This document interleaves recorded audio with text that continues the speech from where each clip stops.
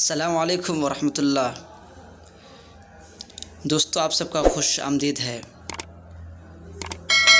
بھائیو، آج جو ہم سبق پڑھیں گے وہ قصص النبیین ثالث کا 11واں سبق پڑھیں گے۔ تو آئیے شروع کرتے ہیں۔ بسم اللہ الرحمن الرحیم۔ الی قصر فرعون، فرعون کے محل کے طرف۔ ولما اتمت موسیٰ، اور جب موسیٰ علیہ السلام کی ماں نے مکمل کر دیا کس چیز کو؟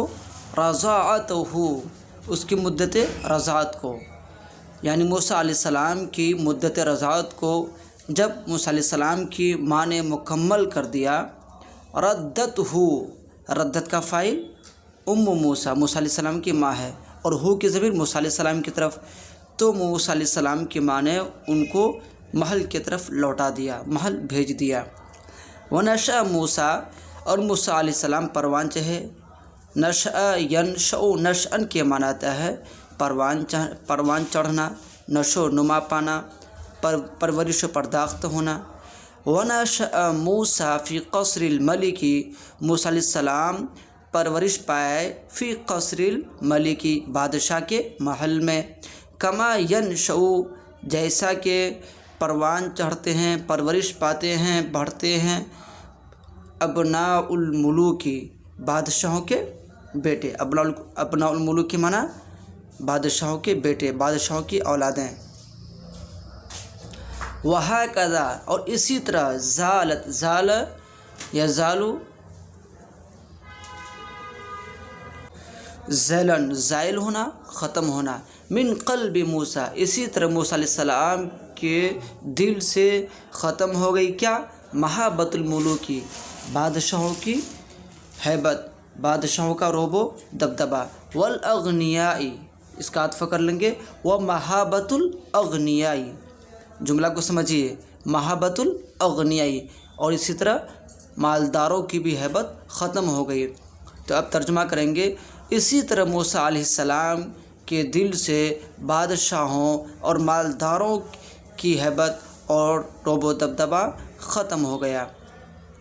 ورأى موسیٰ بعینہ، اور موسیٰ علیہ السلام نے دیکھا بعینہ، اپنی آنکھوں سے، کیف ینعم فرعون واہلہ، کیسے فرعون اور ان کی اولادیں یا ان کے خانوادے، ان کے گھرانے ناز و نعم کی زندگی بسر کر رہے ہیں، ناز و نعم کی زندگی بسر کر رہے ہیں۔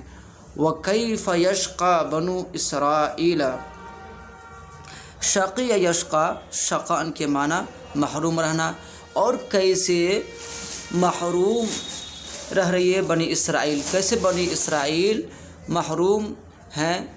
لینعم فرعون واہلہ، اور فرعون اور ان کے گھر والے ناز و نعم کی زندگی بسر کر رہے ہیں۔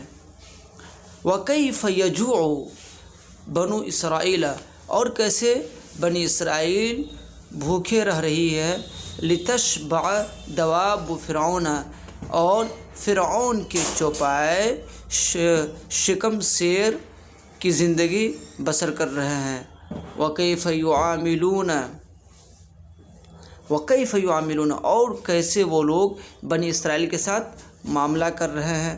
معاملۃ الحمیر والدواب، گدھے اور چوپائے جیسے، گدھے اور چوپائے جیسا معاملہ، اور کیسے وہ لوگ بنی اسرائیل کے ساتھ گدھے اور چوپائے جیسا برتاؤ کر رہے ہیں۔ معاملہ کا ترجمہ برتاؤ کریں گے، برتاؤ کر رہے ہیں۔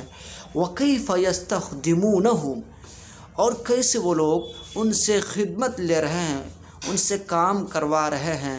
ویصومونہم، سام یصوم، صومن کے معنی ستانا، اور کیسے وہ لوگ ان کو ستا رہے ہیں، سوء العذاب، برے عذاب دے کر۔ یہ ہم ترجمہ کریں گے، اور کیسے وہ لوگ ان کو برا عذاب دے رہے ہیں یا بری طرح سے پریشان کر رہے ہیں، بری طرح سے ستا رہے ہیں۔